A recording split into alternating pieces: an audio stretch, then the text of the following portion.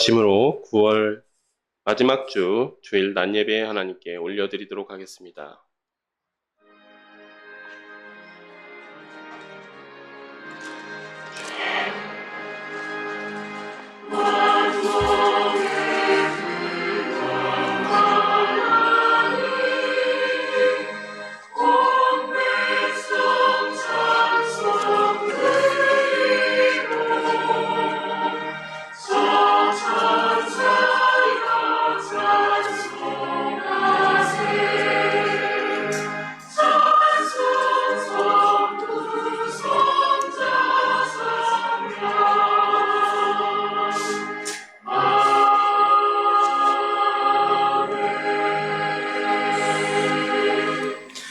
하나님은 영이시니 예배하는 자가 영과 진리로 예배할지니라. 아멘. 이 시간 다 함께 일어나셔서 찬송 36장 함께 하나님께 올려드리도록 하겠습니다.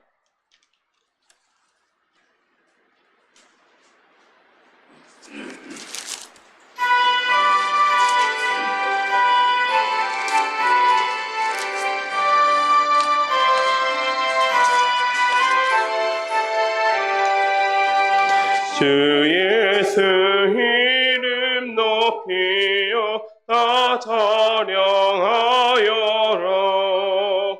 금멸유관을 들여서 만유의 주 찬양. 금멸유관을 들여서 만유의 주 찬양. 주 예수 당한 고난을 못 잊을 죄인아, 내 귀한 보배 바쳐서 만유의 주 찬양. 내 귀한 보배 바쳐서 만유의 주 찬양. 이 지구 위에 거하는 온 세상 사람들, 그 크신 위엄 높여서 만유의 주 찬양. 그 크신 위엄 높여서 만유의 주 찬양. 주 믿는 성도다 함께 주 앞에 엎드려 무궁한 노래 불러서 만유의 주 찬양. 무궁한 노래 불러서 만유의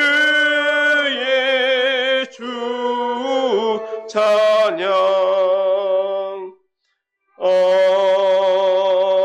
아멘. 이 시간 성시교독 13번, 성시교독 13번 함께 교독하시겠습니다.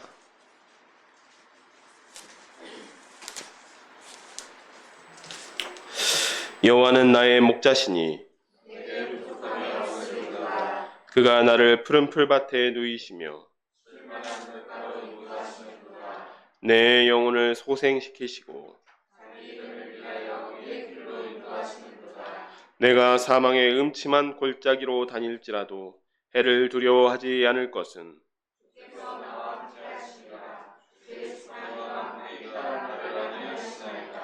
주께서 내 원수의 목전에서 내게 상을 차려주시고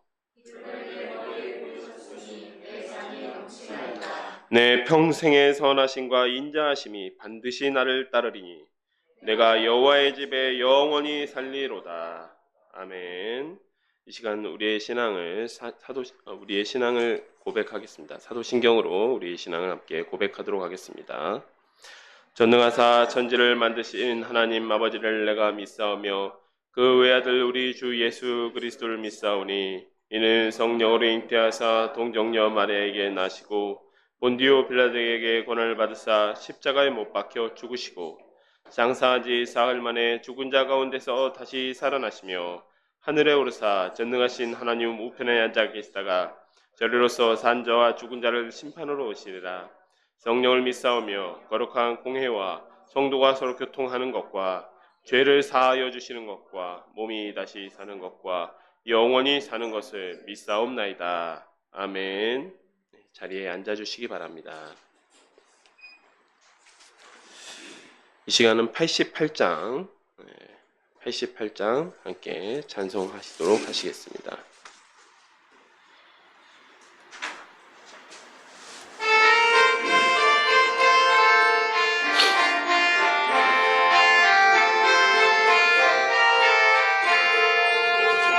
내 진정 사모하는 친구가 되시는 구주 예수님은 아름다워라. 산 밑에 백합화요 빛나는 새벽별 주님 영원한 길 아주 없도다. 내 맘이 아플 적에 큰 위로 되시며 나 외로울 때 좋은 친구라. 주는 저 산 밑에 백합 빛나는 새벽별 이 땅 위에 비길 것이 없도다. 내 맘의 모든 염려 이 세상 고락도 주님 항상 같이 하여 주시고 시험을 당할 때에 악마의 계교를 즉시 물리치사 날 지키네. 온 세상 날 버려도 주 예수 안 버려 끝까지 나를 돌아보시니 주는 저 산 밑에 백합 빛나는 새벽별 이 땅 위에 비길 것이 없도다. 내 맘을 다하여서 주님을 따르면 길이 나를 사랑하리니 물불이 두렵지 않고 창검도 겁없네. 주는 높은 산성 내 방패시라. 내 영혼 먹이시는 그 은혜 누리고 나 친히 주를 뵙기 원하네. 주는 저 산 밑에 백합 빛나는 새벽별 이 땅 위에 비길 것이 없도다.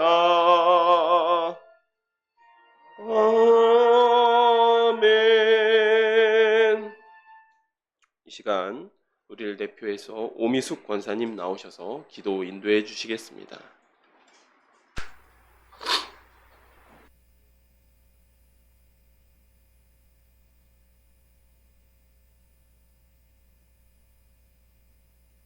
위하여 부르시고 이 예배를 기뻐 받으시니 감사를 드립니다.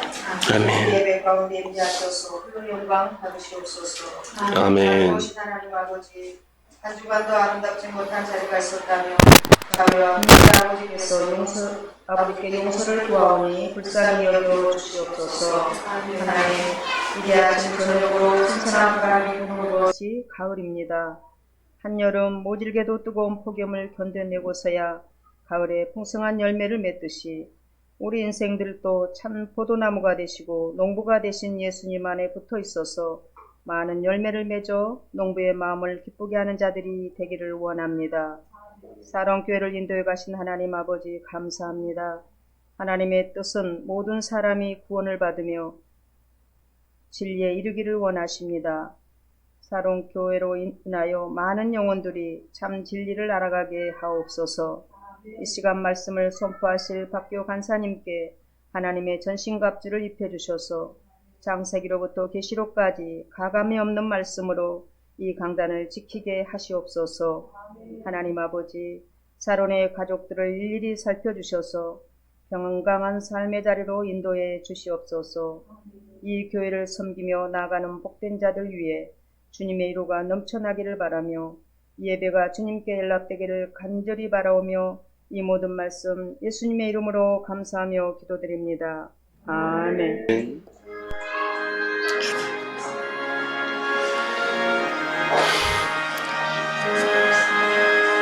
진리와 생명 되신 주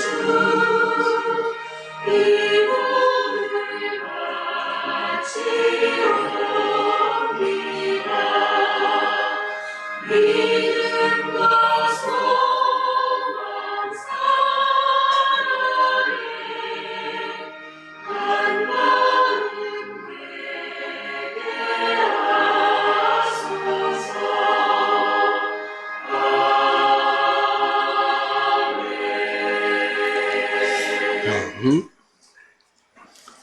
이 시간 우리에게 주신 하나님의 말씀은 나훔서 1장 9절부터 15절까지 말씀입니다. 나훔서 1장 9절부터 15절까지 말씀입니다. 구약 성경 1299페이지에 있습니다. 제가 봉독해 드리도록 하겠습니다. 너희는 여호와께 대하여 무엇을 꾀하느냐? 그가 온전히 멸하시리니 재난이 다시 일어나지 아니하리라. 가시 덤불같이 엉클어졌고 술을 마신 것 같이 취한 그들은 마른 지푸라기같이 모두 탈 것이거늘 여호와께 악을 꾀하는 한 사람이 너희 중에서 나와서 사악한 것을 권하는도다. 여호와께서 이같이 말씀하시기를 그들이 비록 강하고 많을지라도 반드시 멸절을 당하리니 그가 없어지리라. 내가 전에는 너를 괴롭혔으나 다시는 너를 괴롭히지 아니할 것이라. 이제 내게 지은 그 명예를 내가 깨뜨리고 내 결박을 끊으리라. 나 여호와가 내게 대하여 명령하였느니 내 이름이 다시는 전파되지 않을 것이라. 내가 내 신들의 집에서 새긴 우상과 부은 우상을 멸절하며 내 무덤을 준비하리니 이는 내가 쓸모없게 되었습니다. 볼지어다 아름다운 소식을 알리고 화평을 전하는 자의 발이 산 위에 있도다. 유다야 내 절기를 지키고 내 소원을 갚을지어다. 악인이 진멸되었으니 그가 다시는 내 가운데로 통행하지 아니하리로다 하시니라. 아멘. 제가 기도하고 말씀을 함께 나누도록 하겠습니다. 하나님 아버지 참으로 감사드립니다. 길었던 우리 이사야서를 함께 공부하고 이제 드디어 나훔서를 보고 있습니다. 하나님께서 전하시는 나훔 선지자를 통해서 전하시는 그 위로의 말씀이 우리의 심령의 위로가 되게 하시며 또한 그 말씀을 깊이 청종하고 또 따를 수 있도록 주님께서 저희를 붙잡아 인도해 주시기를 원하옵나이다. 감사합니다. 예수님의 이름으로 기도드렸습니다. 아멘. 우리가 지난주까지 이사야서를 마치고 이제 나훔서를 들어가게 되었습니다. 하나님께서는 요아스부터 우시야 시대까지, 근데 이게 유다 왕국 시절로 보면 유다 왕국의 중반기 정도 됩니다. 그리고 또 말씀드렸지만 이 우시야의 시대는 그 다윗과 솔로몬 시대를 제외하면 이 유다 왕국의 최전성기 시대에 해당됩니다. 근데 이것은 이 남쪽의 우시야 또 북쪽의 여로보암 2세 시대처럼 동일하게 이 북왕국과 남왕국이 최전성기를 누렸던 시대였습니다. 그런데 이 하나님께서는 이 요아스부터 우시야 시대에 이 다윗 왕조가 한번 멸절될 뻔한 사건이 있었죠. 아달랴 여왕 때문에 그 못된 아달랴 여왕 때문에 멸절될 뻔한 사건을 겪으면서 이 큰 회개와 또 각성을 기대하셨던 것 같습니다. 하지만 요아스 왕도 우시야 왕도 모두 처음에는 하나님을 사랑하고 하나님을 경외하는 모습을 보였지만 결국은 타락하고 맙니다. 이에 하나님께서 밤나무도 베고 상수리나무도 베겠다. 그리고 그루터기에서 돋아나는 새로운 순으로서 이 왕국을 새롭게 시작하실 것이다 라고 말씀하십니다. 이것이 이사야 선지자의 사명이었습니다. 여기까지가 이사야 선지자의 사명이었습니다. 근데 오늘 본문의 나훔서는 이사야 선지자처럼 또 이사야서처럼 분량이 길지가 않습니다. 또 내용도 굉장히 심플합니다. 이 요나 선지자의 예언을 받아들이고 또 그 예언 앞에서 회개했던 아수르가 이제 다시 타락합니다. 그러자 그 아수르가 멸망할 것이라고 말씀을 하고 있습니다. 다만 이 아수르의 멸망은 유다에게 있어서는 나훔 선지자의 그 이름의 뜻, 나훔 하는 것은 위로라는 뜻이죠. 그 뜻처럼 위로의 소식이었습니다. 이 히스기야 시대만 이게 저희가 역사를 잠깐만 되짚어 보면 히스기야 시대에만 잠깐 아수르에게 조공을 좀 바치지 않았습니다. 그랬다가 한번 나라가 거덜날 뻔했죠. 네, 아수르 군대가 쳐들어와서. 하지만 이 아하스부터 므낫세 그리고 요시야 시대까지 유다에 엄청난 영향력을 행사했고 또 수탈을 했었습니다. 이러한 아수르의 멸망이라는 소식이 전해졌을 때 유다에는 엄청난 위로의 소식이 되었다라는 것입니다. 1절을 한번 살펴보겠습니다. 1장 1절입니다. 니느웨에 대한 경고, 곧 엘고스 사람 나훔의 묵시에 그리니라. 자, 1절에 엘고스 사람 나훔이라고 하는데 사실 저희가 이 엘고스가 어딘지도 정확하게 알지 못합니다. 이 학자들 간의 의견이 분분합니다.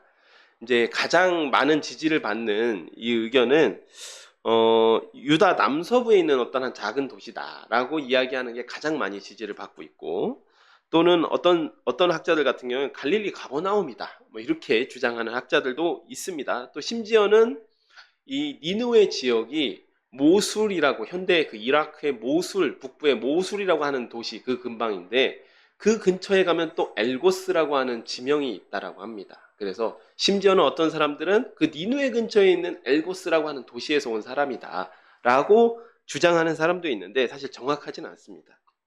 또 다른 것이, 우리가 또 하나가 이 엘고스 사람 나훔이라고 하는 사람의 출신 성분도 우리가 잘 모르지만, 또 하나는 이 기록 연대에 대한 것이 좀 불분명합니다. 이분이. 예, 기록 연대에 대한 것을 불분명한데 다만 이제 확실한 것들이 있어요. 우리가 힌트를 찾아볼 수 있는 것들이 있는데, 이 3장 8절에 가면 노아몬이라고 하는 지명이 나옵니다. 이 노아몬이라고 하는 지명이 나오는데, 이 노아몬이 어디냐면 이게 뭐 아몬의 도시 뭐 이런 뜻입니다. 아몬이라고 하는 것은 이제 태양신이고 이 아몬의 도시이다, 아몬의 집이다라고 하는 곳인데, 그게 이제 노아몬이라는 것인데 지금으로 치면 이게 이집트의 테베에 해당됩니다. 이집트 테베입니다. 테베. 그런데 이 3장 8절에 어떤 내용이 나오면 이 노아몬이 아수르에게서 함락당했다라고 하는 얘기가 나와요. 즉 그 얘기는 이 나훔 선지자가 노아몬이 함락당한 이후에 등장했다는 이야기가 되겠죠. 예. 노아몬이 함락당 이후에 등장했던 때가 되는데 그때가 BC 663년입니다. 노아몬이 함락당한 게 아수르에 의해서 이집트 노아몬, 그 이집트의 수도였던 테베가 함락당한 게 663년입니다. 또 바벨론이 니느웨를 함락시킨, 이 예언, 나훔서의 예언처럼 니느웨가 함락당한 이 해가 BC 612년입니다. 그러니까 정리해보면 BC 663년부터 612년 사이에 나훔 선지자가 예언했다는 겁니다. 이거는 확실한 겁니다. 이건 확실한 거예요. 이때는 짧게 보면 요나 선지자로부터 100년, 또 길게 보면 요나 선지자로부터 한 150년 정도 되는 가량의 시간이 흐른 후입니다. 유다 왕조로 따지면 이 므낫세 왕부터, 므낫세 왕의 치세 후반기, 므낫세 왕의 치세 후반기 한 20년 정도부터 시작해서 요시야 왕의 치세 사이입니다. 그걸 기억해 주시기 바랍니다. 우리가 요나서를 함께 나누면서 한번 나누었지만 이 요나 선지자의 시기는 북이스라엘과 남유다의 최전성기였죠. 또 북이스라엘에는 여로보암 2세, 또 남유다에는 우시아라는 왕이 등장해서 약 한 50년가량을 외세 침략이 없이 국력을 신장시킬 수 있었던 시기입니다. 그리고 이 이스라엘 내부에 쌓인 힘이 바깥으로 흘러나가서 북이스라엘 남유다 할 것 없이 주변에 있는 이웃 국가들을 정벌하고 정복했던 시기가 이 시기입니다. 요나 선지자의 시기였어요. 네. 근데 그럴 수 있었던 가장 큰 이유 중에 하나가 무엇이냐면, 당시 가장 강한 나라였던, 가장 최강대국이었던 아수르가 정신을 못 차리고 있었습니다. 왜 정신을 못 차리고 있었냐면, 이 성경에 아라랏이라고 하는 곳이 등장합니다. 이 아라랏산 하는 그 아라랏이 맞습니다. 그리고 그 그 지역에는 이제 우라르투라고 하는 왕국이 있었는데, 이 아수르가 우라르투와 전쟁을 하면서 바깥으로 이 시선을 돌릴 만한 여지가 없었습니다. 또 후계자 문제, 항상 모든 왕조가 마찬가지지만 이 왕자의 난이 발생했어요. 그래가지고 이 뇌우외환, 이 뒤숭숭한 가운데서 이 아수르란 나라가 이전처럼 힘을 외부로 표출하지 못했던 시기입니다. 그러다 보니까 내우외환으로 뒤숭숭한 가운데 이스라엘에서 온 히브리 선지자 한 사람이 또 대충 전한 말씀, 사흘길을 하루 만에 건너면서 대충 전한 말씀 가운데 왕부터가 고꾸러집니다. 왕부터 고꾸러져서 대대적인 회개가 시작되었고, 니느웨에 예정되었던 하나님의 심판이 잠시 연기가 되었습니다. 이제 그 연기된 심판을 하나님께서 잠시 지켜봤는데, 그때 당시에는 왕부터 심지어 동물까지도 금식을 시키면서 하나님 앞에 회개했던 그 니느웨가 더 이상 못 봐주겠다라고 하니까 심판을 선포하시는 겁니다. 그런데 그 후에 이 아수르 왕국이 어떻게 되었냐면, 내분을 수습하고 힘을 회복하자마자 우리 성경에도 등장하는 디글랏빌레셀 3세입니다. 디글랏빌레셀 3세 때는 북이스라엘을 칩니다. 그리고 산헤립 왕 때는 우리가 이사야 선자를 통해서 보았듯이 아수르의 대침공, 히스기야 왕 때죠. 아수르의 대침공을 받았습니다. 이때 아수르가 얼마나 유다를 압제했냐, 유다를 얼마나 못살게 굴었냐 하면, 이 아수르의 직접적인 공격을 제외하고도 이게 성경의 역사서에는 잘 기록되어 있지 않습니다만은 아수르 역사서에 굉장히 자세히 기록되어 있습니다. 이 아수르 역사서를 통해서 보면 이 아수르 왕이 대공사를 일으킵니다. 그랬더니 속국에 있는 왕들에게 이 분담을 시켜요. 공사비와 자재를 분담시키는데 20명의 왕이 등장하는데 그 중에 므낫세 왕의 이름이 등장합니다. 그런데 자 보십시오. 이 아수르는 큰 나라죠. 이 큰 나라에서 대규모 토목 사업을 일으켰어요. 어마어마한 자재와 돈, 건축비가 들어갈 것인데, 이것을 유다같이 작은 나라, 아수르 입장에서 보면 정말 코딱지만한 나라에서 그 자재를 대고 또 건축 헌금을 내라, 아니, 건축비를 조달해라 라고 했을 때 얼마나 이 고통스러웠겠습니까? 또 이뿐만이 아닙니다. 아까도 앞서 이야기한 아수르가 이집트를 칠 때 아수르가 이집트를 2번에 걸쳐서 공격을 합니다. 그 중에서 이 아수르가 이집트를 공격할 때 므낫세가 이집트 정벌을 도왔다라고 하는 기록이 나옵니다. 아마도 이 아수르 대군의 이 길잡이 역할, 이 팔레스타인 땅을 통과하는 길잡이 역할부터 시작해서 보급까지도 담당했던 것으로 보입니다. 이처럼 아수르로부터 엄청난 고통을 당하던 유다에게 니느웨가 망한다라고 하는 예언은 굉장한 위로의 소식이었다라는 것이죠. 그래서 나홈서에는 유다에 대한 죄책의 말씀은 없습니다. 유다에 대한 죄책의 말씀은 없고 유다를 위로하는 말씀만 있는 것이죠. 2절부터 한번 살펴보겠습니다. 여호와는 질투하시며 보복하시는 하나님이시니라. 여호와는 보복하시며 진노하시되 자기를 거스르는 자에게 여호와는 보복하시며 자기를 대적하는 자에게 진노를 품으시며, 여호와는 노하기를 더디하시며 권능이 크시며 벌을 받을 자를 결코 내버려 두지 아니하시느니라. 여호와의 길은 회오리 바람과 광풍에 있고 구름은 그의 발에 티끌이로다. 그는 바다를 꾸짖어 그것을 말리시며 모든 강을 말리시나니 바산과 갈멜이 쇠하며 레바논의 꽃이 시드는도다.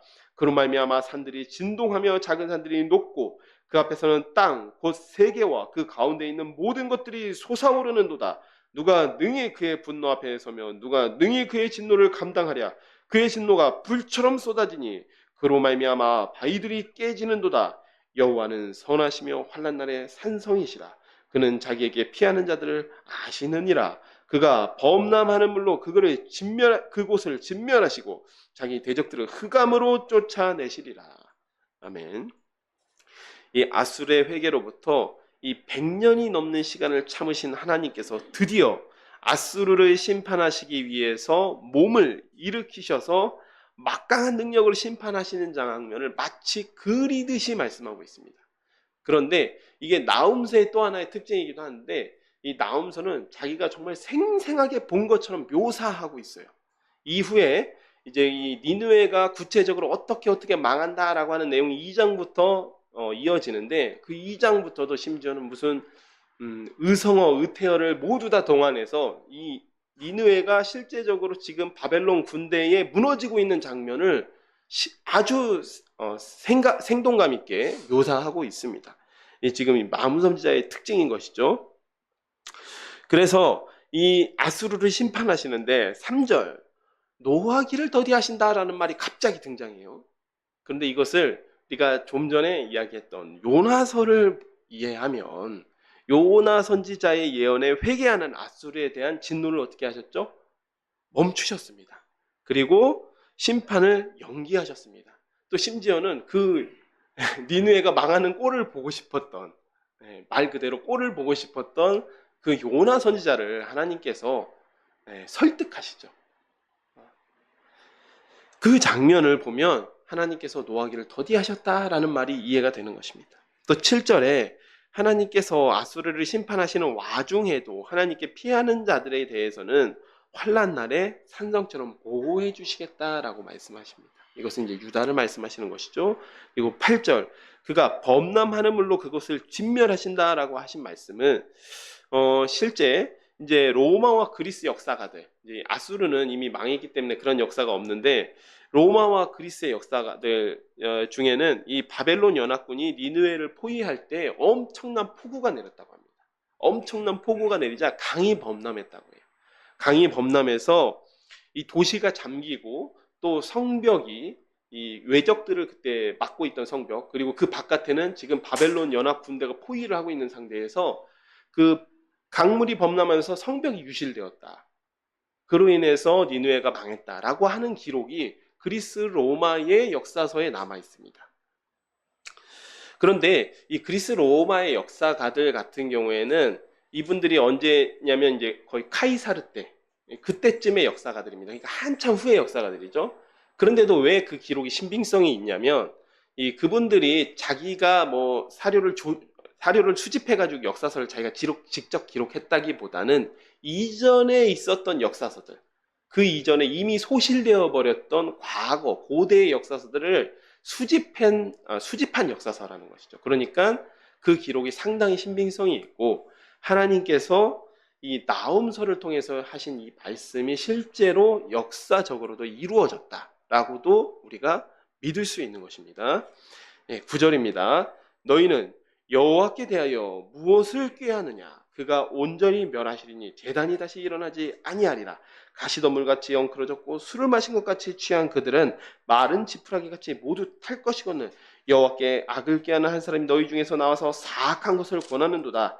여호와께서 이같이 말씀하시기를 그들이 비록 강하고 많을지라도 반드시 멸절을 당하리니 그가 없어지리라. 내가 전에는 너를 괴롭혔으나 다시는 너를 괴롭히지 아니할 것이라.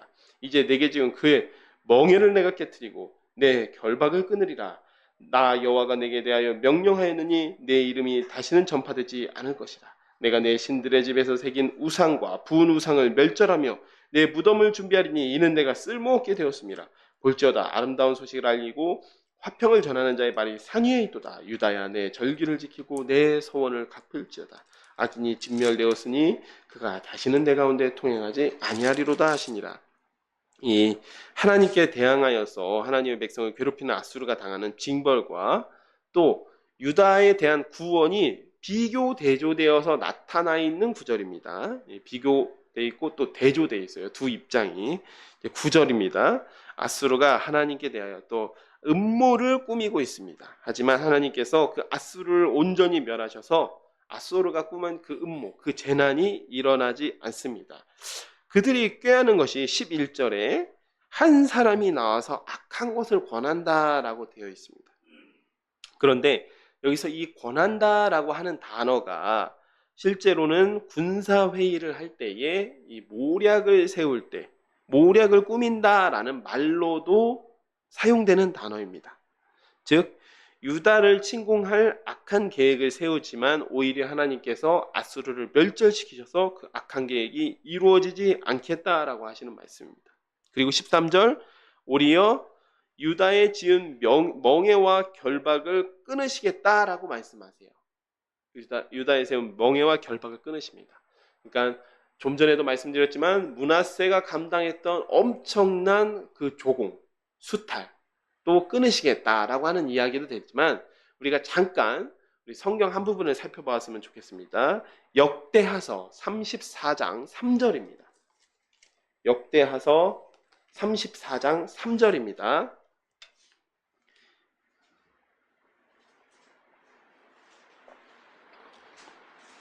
예, 34장 3절입니다. 요시야 왕에 대한 기록입니다. 우리가 다 찾으셨으면 다 찾으셨으면 함께 읽었으면 좋겠습니다.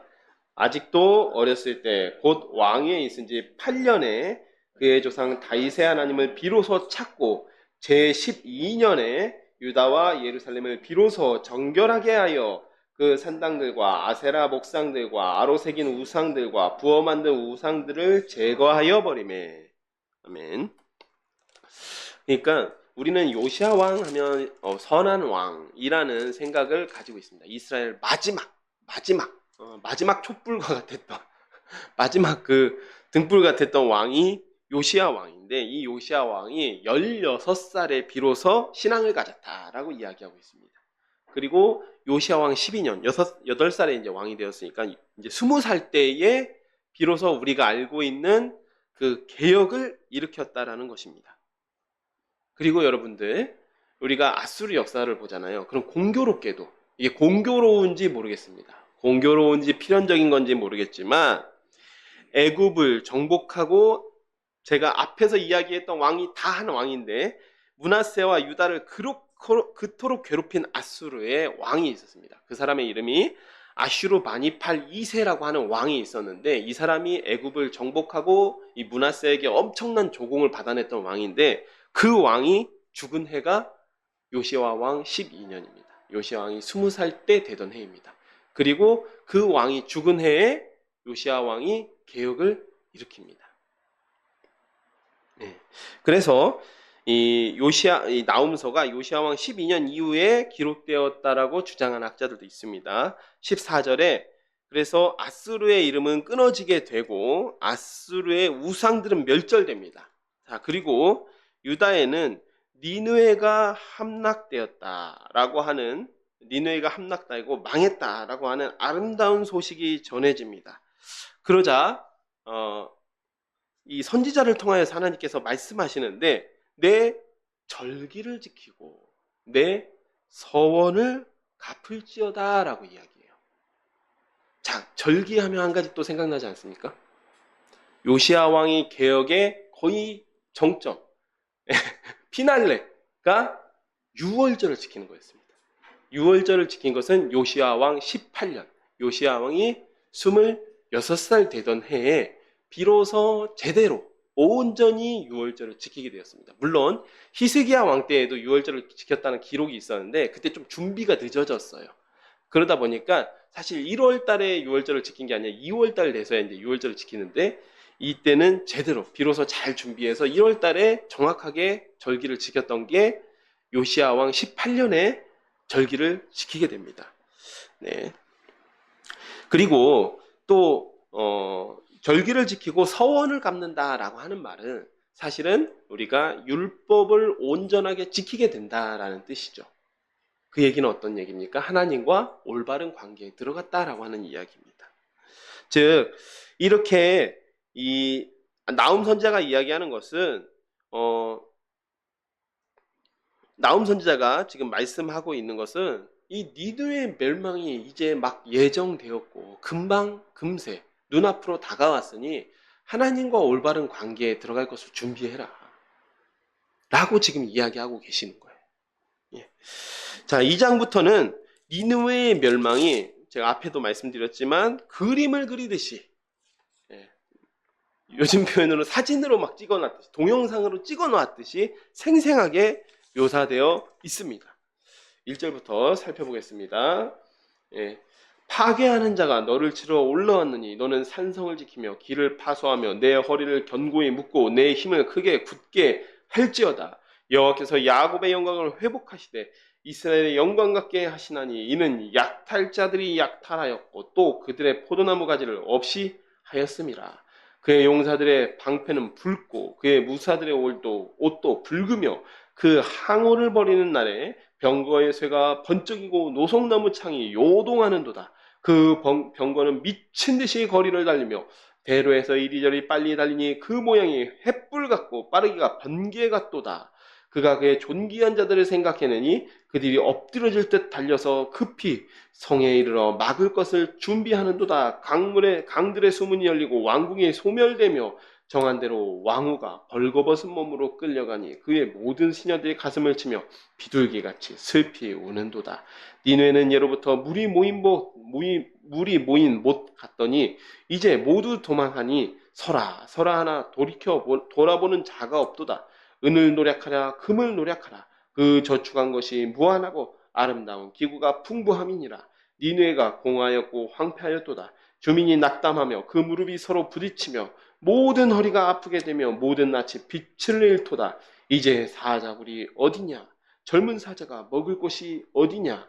전에는 숫사자, 암사자가 그 새끼 사자와 함께 거기 다니되 그것들을 두렵게 할 자가 없었으며 숫사자가 그 새끼를 위하여 먹이를 충분히 찢고 그의 암사자들을 위하여 움켜 사냥한 것으로 그 굴을 채웠고 찢은 것으로 그 구멍을 채웠었도다. 만군의 여호와의 말씀에 내가 내 대적이 되어 내 병거들을 불살라 연기가 되게 하고 내 젊은 사자들을 칼로 멸할 것이며 내가 또 내 노력한 것을 땅에서 끊으리니 내 파견자의 목소리가 다시는 들리지 아니하리라 하셨느니라. 아멘. 자, 1절에 파괴하는 자, 여러분도 아시다시피 바벨론입니다. 바벨론인데 바벨론이 니느웨를 공격할 때 이 바벨론 혼자 공격하지 않았습니다. 바벨론과 메대 연합군이 올라갔고 심지어 바벨론 메대뿐만 아니라 여러 나라들이 연합을 했습니다. 아수르가 너무나 강압적이고 폭정을 했기 때문에 아수르가 잠깐 약해지는 것 같자 수많은 나라들이 연합을 한 것이고 그 중에 중심 역할을 했던 게 이제 바벨론이었습니다. 예, 그렇게 해서 니느웨를 포위합니다. 3절에 니느웨를 치러 올라오는 병사들의 방패가 붉고 병거는 쇠가 번쩍이며 창이 요동을 칩니다. 여기 보면 방패와 옷이 붉다라고 하는 게 이게 피가 튀어서 붉은 것인지 실제로 붉은 옷을 입은 것인지는 명확하지 않아요. 왜냐면 실제로 그때 고대 이제 바벨론의 이 군사들이 실제 붉은 옷을 입고 있었다라고 하는 기록들이 있다라고 합니다. 그 적들에게 위압감을 주기 위해서 그런 이제 병사들이 몰려오고 있고 병거도 관리를 잘해서 막 쇠가 번쩍번쩍한 것이죠. 그 다음에 창들이 요동을 칩니다. 이 모습은 대창병 부대가 움직이는 모습을 상상하면 이 창병 부대 주로 이제 헬라 제국들이 이런 부대들을 많이 운용을 했었었는데 이 장창을 바로 세우면 이 장창들이 고슴도치가 가시를 세운 것처럼 바짝바짝 서게 됩니다. 그 상태에서 항우를 벌여서 행진을 하게 되면 어떻게 됩니까? 이 창들이 이 파도 치듯이 움직이는 거예요. 지금 그 모습을 묘사하고 있습니다. 이 니느웨를 향해서 몰려오고 있는 항우를 벌이고 몰려오고 있는 대창병 부대. 예. 그리고 4절에 이미 니느웨가 함락되어서 병거들이 시가전을 펼치고 있는데 이 병거들이 미친 듯이 니느웨 거리를 질주합니다. 자, 그리고 5절에 나오는 그는 여기서는 이제 그 바벨론을 이야기하는 것 같지가 않고요. 이 아수르 왕을 이야기하는 것 같습니다. 그래서 아수르의 왕이 그의 존귀한 자들, 그러니까 이 장군들, 귀족들을 생각해내서 빨리 적들을 막아라라고 하지만 그들이 엎드려질 듯이 달려가서 급히 성에 이르러서 막을 것을 준비하지만 이미 강들의 수문, 이 니느웨라는 도시는 니느웨란 도시를 둘러싸고 있는 그 강들의 수문이 이미 티그리스 강의 수위를 조절하던 그 수문이 이미 열려 있고 왕궁은 파괴되었고 그리고 왕후가 포로로 잡혔다라고 이야기하고 있어요. 이게 BC 612년에 일어난 사건입니다. 자, 그래서 8절에 니느웨는 예전에 물이 모인 못 같다. 라고 말씀하고 있는데, 세계 각지에서 또 최강대국의 수도였기 때문에 세계 각지에서 각국의 사람들이 모이고 또 세계 각국의 금은 보화가 모이는 곳이었지만, 이제는 거기 서라 하지만 돌아보는 사람이 없을 정도로 모든 사람 다 도망가 버렸다는 것이죠. 네. 뿐만 아니라 온갖 은과 금과 그 풍부히 모였던 그 보물들이 다 약탈을 당합니다. 그리고 11절, 이전에 아수르를 젊은 숫사자, 이것 세상에 두려울 것이 없는 존재로 표현하고 온 세상을 닥치는 대로 물어 죽이고 그런 존재였다라는 것입니다. 심지어 대항할 자가 없었는데, 그리고 그 전통의 강국이었던 애굽도 정복당했죠. 그런데 이제는 그 젊은 숫사자가 칼에 쓰러집니다. 자, 13절, 파견자의 목소리가 다시는 들리지 않는다. 이 파견자라는 말이 또 잠깐 좀 의아하실 수도 있는데, 여기서 이 파견자는 이 아수르 군대가 전쟁하는 방식을 보면 아수르 군대가 본격적으로 침략을 하기 전에 먼저 보내서 항복을 권하는 사신들이 옵니다. 그러면 막 심리전을 거는 거죠. 심리전을 걸고 또 항복을 종용하는 것입니다. 실제로 히스기야 시대에도 그런 사람 한 사람 있었죠. 랍사게라고 하는 사람이 와서 유다 방언으로, 히브리어로 하나님을 조롱하고, 히스기야 왕을 막 조롱하고 사기가 떨어지게 하려고 하면 사기를 떨어뜨리고 항복을 종용했던 사람이 있었습니다. 그런데 그 파견자의 목소리가 다시는 들리지 않는다. 그 전쟁 좋아하던 아수르 나라가 망해서 다시는 전쟁할 때 보내는 그 사신을 보낼 수 없다라는 말씀입니다. 자, 그리고 3장으로 넘어가겠습니다. 화 있을진저 피의 성이여, 그 안에는 거짓이 가득하고 포악이 가득하며 탈취가 떠나지 아니하는도다. 휙휙 하는 채찍 소리, 윙윙 하는 번거바퀴 소리, 뛰는 말, 달리는 병거, 충돌하는 기병, 번쩍이는 칼, 번개 같은 창, 죽임당한 자의 때, 죽음의 큰 무더기, 무수한 시체여, 사람이 그 시체에 걸려 넘어지니, 이는 마술에 능숙한 미모의 음녀가 많은 음행을 함이라. 그가 그의 음행으로 여러 나라를 미혹하고 그의 마술로 여러 족속을 미혹하느니라.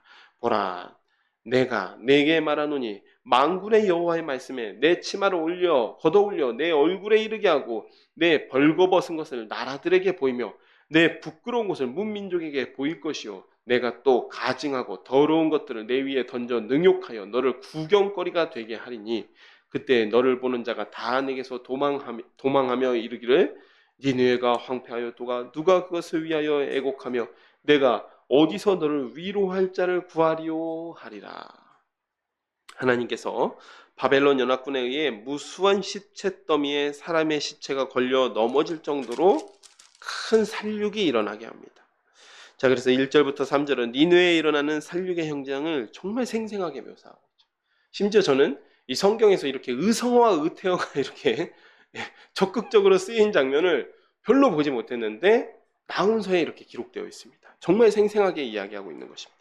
그리고 이러한 심판 당하는 이유가 4절에 미모의 음녀가 많은 음행을 했다라고 기록되어 있습니다. 이 신전의 창녀들, 우상 숭배와 음란 때문에 심판받는다라고 말씀하십니다. 그러면서 여러 나라를 미혹했다라고 말씀하고 있어요. 그런데 사실 이 아수르의 나라의 정치를 보면 이 나라들이 굉장히 포악하긴 했지만 의외로 자기 종교를 강요했던 적은 별로 없습니다. 그런데 우리가 유다 역사를 보면 한 사람이 나옵니다. 아하스라고 하는 사람이 나오죠. 실제로 유다 왕 아하스는 이 아수르의 강성함에 미혹되어서 예루살렘 성전에 아수르 신들에게 제사를 지내는 온갖 제단과 제단 기구를 만든 적이 있습니다. 그래서 7절에 니느웨가 황폐하였고 그것을 위하여서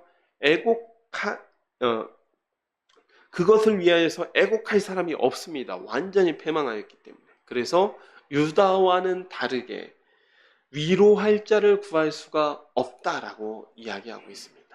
나훔 선지자의 메시지가 확실하죠. 유다는 위로를 받지만 니느웨는 위로할 자가 없습니다. 9절부터 다시 살펴보겠습니다. 8절부터 다시 살펴보겠는데 8절 이하는 아수르는 절대로 하나님의 심판에서 피할 수 없다라고 지금 다시 한번 이야기하고 있습니다. 내가 어찌 노아몬보다 낫겠느냐? 그는 강들 사이에 있음으로 물이 둘렀으니 바다가 성루가 되었고 바다가 방어벽이 되었으며 구스와 애굽은 그의 힘이 강하여 끝이 없었고 북과 루빔이 그를 돕는 자가 되었으나 그가 포로가 되어 사로잡혀 갔고 그의 어린아이들은 길 모퉁이에 메어침을 당하여 부서졌으며 그의 존귀한 자들은 제비 뽑혀 나뉘었고 그의 모든 권세자들은 사슬에 결박되었나니 너도 술에 취하여 스물이라 너도 원수들 때문에 피난처를 찾으리라. 이 8절부터 11절까지 말씀은 이 아수르의 공격을 이집트가 피하지 못했던 것처럼 하나님의 심판에서 아수르도 절대 피할 수 없다라고 말씀하고 있습니다. 이 8절의 이야기는 이 노아몬이라고 하는 도시, 지금 이집트의 테베가 아수르의 아슈르바니팔 2세, 아까 말씀드렸죠. 아슈르바니팔 2세가 BC 667년에 이집트를 침략했을 때 두 번에 걸쳐서 침략하는데 667년에 침략했을 때는 수도가 멤피스였습니다. 멤피스였는데 이 멤피스가 함락되자 이집트 왕이 도망을 가요. 바로가 도망을 갑니다. 도망을 가서 테베에 천도하는 겁니다. 그러자 663년에 다시 쳐들어와서 이 테베를 함락시키는데 그때 함락됐던 테베는 천혜의 요새라고 지금 8절에 이야기하고 있는 것입니다. 강들 사이에 있고 테베 도시가 그 성이 강들의 사이가 있고 바다가 성루가 되고 바다가 방어벽이 되었다. 물론 바다 근처는 아닙니다. 테베는 바다 근처는 아니지만 그 정도로 천혜의 요새가 테베였는데 그 테베도 네가 함락시키지 않았냐. 너는 더 쉽게 함락당한다. 그리고 9절 구스와 애굽, 북과 루비는 부스는 이제 에디오피아죠. 그 다음에 북과 루빔은 리비아를 이야기합니다. 즉 이 테베는 그때 당시에 애굽은 이디오피아나 리비아 같은 동맹들이 있었어요. 또 이들의 힘이 작은 것도 아니었지만 아수르에 의해서 멸망당했다라는 것입니다.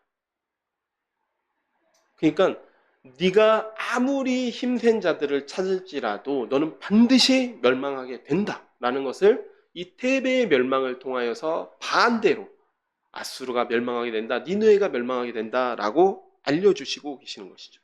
하나님 심판 앞에서 아수르가 자랑하던 모든 힘들이 무용지물이 된다라는 말이 이제 12절부터 나옵니다. 내 모든 산성은 무화과 나무에 처음 익은 열매가 흔들기만 하면 먹는 자 입에 떨어진 것 같으리라. 내 가운데 장정들은 여인 같고 내 땅의 성문들은 내 원수 앞에 넓게 열리고 빗장들은 불에 타도다. 너는 물을 길어 에워싸일 것을 대비하며 너의 산성들을 견고하게 하여 진흙에 들어가서 흙을 밟아 벽돌 가마를 수리하라. 거기서 불이 너를 삼키며 칼이 너를 베기를 느치가 먹는 것 같이 하리라. 내가 느치같이 스스로 많게 할지어다. 내가 메뚜기같이 스스로 많게 할지어다. 내가 내 상인을 하늘의 별보다 많게 하였으나 느치가 날개를 펴서 날강 같고 내 방백은 메뚜기 같고 내 장수들은 큰 메뚜기 떼가 추운 날에는 울타리에 깃들였다가 해가 뜨면 날아간과 같으니 그 있는 곳을 알 수 없도다. 아수르 왕이여 내 목자가 자고 내 귀족은 누워 쉬며 내 백성은 산들에 흩어지나 그들을 모을 사람이 없도다. 내 상처는 고칠 수 없고 내 부상은 중하도다.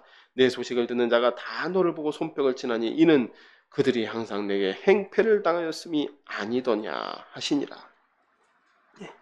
12절 아수르의 모든 산성 그 요새 도시들은 잘 익은 무화과 열매가 나무에서 떨어지듯이 공격하는 바벨론의 손에 모두 다 떨어지게 됩니다. 우리 청년들은 사실 잘 본 적이 없겠지만 이 무화과 나무가 저는 이제 예전에 다니던 교회에 무화과 나무가 몇 그루 있었다고 말씀드린 적이 있는데 이 무화과 나무가 열매가 열리면 정말 향기롭습니다. 냄새가 향기로워서 제일 먼저 아는 게 사람이 아닙니다. 벌들이 알아요. 그래서 무화과 나무 보면 항상 벌들이 많아요. 근데 이 무화과 나무가 제대로 열리지 않으면 이 무화과 열매가 초록색이어가지고 그때는 먹으면 떨기도 하지만 이 열매가 가지에 정말 잘 붙어 있어서 사실 떼기도 억지로 이 가지를 부러뜨려서 떼봤자 사실 맛도 없습니다. 그런데 이 무화과 나무가 잘 익기 시작하면 이 그 무화과 나무가 달려있는 그 줄기부터 조금씩 검게 변하기 시작해서 완전히 익어버리면 이게 땅바닥에 툭 떨어지는 거예요. 너무 아깝죠. 이제 그럼 너무 아깝고, 그러면 이제 개미와 이 벌들의 먹이가 되는 것이죠.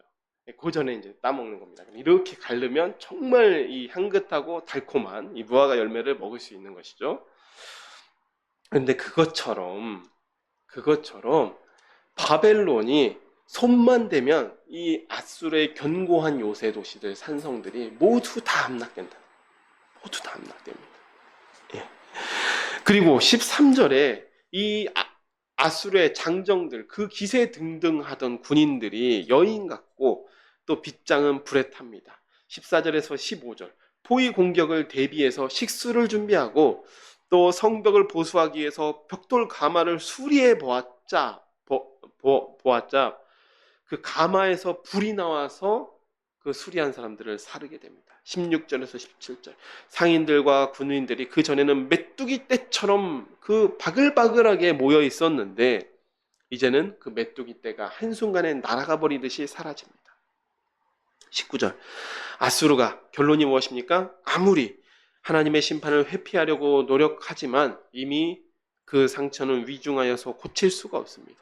그리고 부상을 당한 아수르가 쓰러졌다는 소식이 들리자 아수르의 압제에 고통받던 유다는 손뼉을 치면서 기뻐하고 그 소식으로 위로를 받게 됩니다. 사랑하는 샤론의 가족 여러분, 니느웨가 멸망했던 소식이 BC 612년에 유다에 전해졌을 때 유다는 엄청난 위로를 받았습니다. 언제나 위풍당당 기세등등하던 아수르였고 근동의 모든 나라에 공포 정치를 해서 힘 자랑을 해대던 아수르가 메대 바벨론 연합군에 힘없이 무너집니다. 남서의 모든 내용이 당하는 아수르에게는 공포의 메시지였지만 늘상 아수르에게 당하던 유다에게는 구원의 소식이자 위로의 소식이었습니다. 그리고 놀랍게도 아수르 선지자가 이 말씀을 전한 후에 길어도 50년, 므낫세 때 등장했다고 해도 50년, 짧으면 20년 만에, 20여 년 만에 급작스럽게 아수르의 전성기가 끝나고 멸망하고 맙니다. 아까 아슈르바니팔 2세라는 사람을 언급했는데 머릿속에 잘 들어오지 않고 외우지 않아도 괜찮습니다. 근데 이 아슈르바니팔 2세가 놀랍게도 아수르의 최전성기였어요. 최전성기였고 굉장히 오랫동안 통치를 합니다. 그런데 이 아슈르바니팔 2세가 죽자마자 20년 만에 아수르란 나라가 끝장납니다. 아수르란 나라가 왕자의 난이 또 일어나요. 왕자의 난이 또 일어나서 첫째와 둘째가 아니라 두 아들이 치고받고 싸우다가 망합니다. 니느웨가 함락돼요. 그러자 한 명의 생존자, 그 왕자 한 사람이 나머지 이제 잔당들을 이끌고 나서 하란으로 천도를 하는데 그 하란으로 천도한 것도 609년에 느부갓네살 왕에 의해서 함락당하고 완전히 역사 속으로 사라지게 됩니다. 네, 그 최전성기를 이끌었던 왕이 죽자마자 요아스 왕 12년에 죽자마자 이런 일이 발생한 것입니다. 아수르의 치세에는 보이지 않는 것 같았던 하나님의 구원이 어느 날 갑자기 임한 것입니다. 히스기야 시대에도 마찬가지였습니다. 18만 5천이라는 대군 앞에서 모든 요새가 함락당하고 예루살렘만 위태롭게 남은 상황에서 하나님께서 하룻밤 만에 유다를 구원하셨습니다. 이 모든 사건을 통해서 우리가 알 수 있는 사실은 무엇입니까? 하나님께서는 자기 백성을 구원하시는 일이 그리 어려운 일이 아니라는 사실입니다. 비록 그 당시 사람들, 또 지금 당장 고난을 당하는 우리들의 입장에서는 우리를 언제 구원하시겠습니까? 하나님 우리의 기도에 언제 응답하시겠습니까? 그것이 최대의 관심사이지만 하나님의 입장은 또 다릅니다. 언제나 하나님의 관심은 구원하심이 하나님께 있다는 사실을 인정하고 스스로 겸비하면서 하나님 앞에 겸손히 나아가는 사람들에게 관심이 있습니다. 오늘 본문에서도 여호와 하나님께서는 자기에게 피하는 자들에게 산성이 되어주시겠다라고 말씀하셨습니다. 우리 샤론의 가족 여러분은 이제나 저제나 하나님의 응답과 구원만을 기다리기보다는 항상 그 앞에서, 하나님 앞에서 겸비하면서 또 하나님의 말씀을 청종하면서 살아가는 하나님의 백성이 되시기를 축복하며 오늘 말씀을 맺도록 하겠습니다. 네, 기도하겠습니다. 하나님 아버지, 참으로 감사드립니다. 이 나움 선지자가 마치 눈에 본 듯이 그림을 그리듯이 생생하게 전한 이 니누의 패망이라는 하나님의 말씀은 그때 당시까지 니누의 고통을 당하는 유다에게 엄청난 위로의 말씀이 되었습니다. 주님, 그렇지만 하나님께는 늘 우리의 관심은 하나님의 구원을 바라며 언제 이제나 저제나 하나님께서 구원해 주실까가 우리의 관심이지만 하나님의 관심은 그 가운데서도 하나님을 찾는 자, 하나님께 피하는 자, 하나님 앞에서 겸손하게 겸비하여 하나님의 말씀을 청종하는 자를 찾는 것이 하나님의 관심이었습니다. 주님, 우리가 그 하나님의 관심에, 하나님의 시선에 드는 우리 샤론의 가족이 되게 하여 주시옵소서. 예수님의 이름으로 기도드렸습니다. 아멘. 네, 이 시간은 찬송 406장 함께 찬송하시며 준비하신 예물을 하나님께 드리도록 하겠습니다.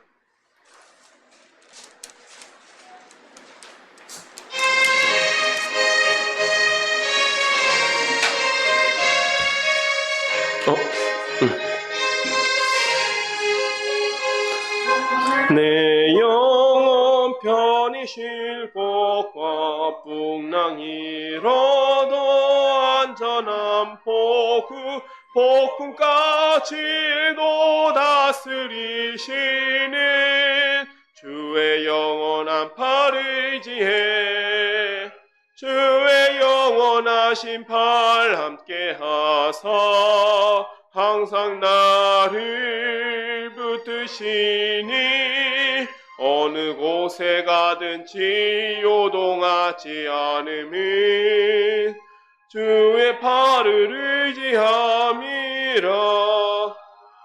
세상 친구들 나를 버려도 예수 늘 함께 동행함으로 주의 은혜가 충만하리니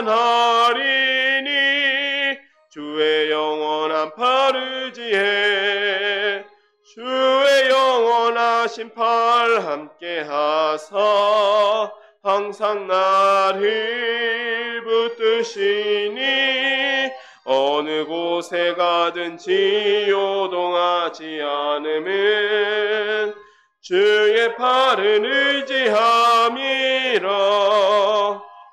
나의 믿음이 연약해져도 미리 예비한 힘을 주시며 위태할 때도 안보하시는 주의 영원한 팔 의지해 주의 영원하신 팔 함께 하사 항상 나를 붙드시니 어느 곳에 가든지 요동하지 않음은 주의 팔을 의지함이라. 능치 못한 것 주께 없으니 나의 일생을 주께 맡기면 나의 모든 짐 대신 지시는 주의 영원한 팔 의지해 주의 영원하신 팔 함께 하사 항상 나를 붙드시니 어느 곳에 가든지 요동하지 않음은 주의 팔을 의지함이라. 아멘. 이 시간 드려진 헌금을 위해서 제가 기도도 하도록 하겠습니다. 하나님 아버지, 참으로 감사드립니다. 주님, 무더웠던 여름이 지나가고 또 청명한 가을날을 주시니 감사하고 이 아름다운 날에 주님 앞에 나와 주님을 예배하고 찬송할 수 있게 해주니 또한 감사드립니다. 주님, 저희가 주님을 예배하는 이 자리 가운데 예물을 구별하여 나왔습니다. 이 물질 기쁘게 받아주시고 이 물질이 사용되는 곳마다 주님의 위로의 소식이 전파되게 하여 주옵소서. 예수님의 이름으로 기도드렸습니다. 아멘. 네. 오늘 우리 샤론 교회 예배에 참석하신 여러분 모두를 주님의 이름으로 환영하며 하나님의 은혜와 진리가 함께 하시기를 축복합니다. 예, 오늘 특별한 소식은 없고 이 교회 소식 밑에 아래에 우리 교회 기도 제목이 있습니다. 여러분 기도하실 때 한 번씩 기도해 주시면 감사드리겠습니다. 예, 우리 찬송 3장 부르시고 다 같이 일어나서 찬송 3장 부르시고 주기도문으로 예배를 마치도록 하겠습니다.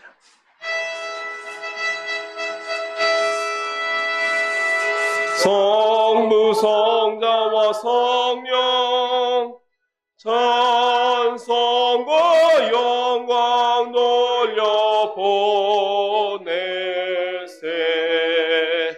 대초로 지금까지 또 영원 무궁토록 성삼위께 영광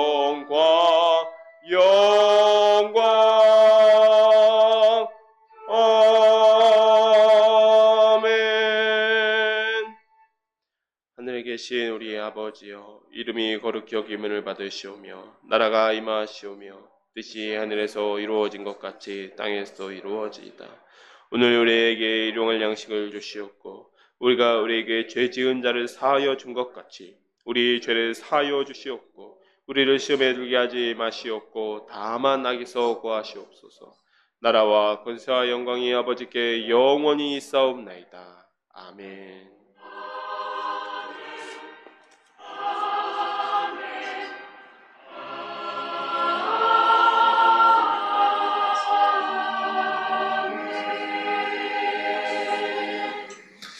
네, 예배 마쳤습니다. 우리 하나님께 영광의 박수를 올려드리고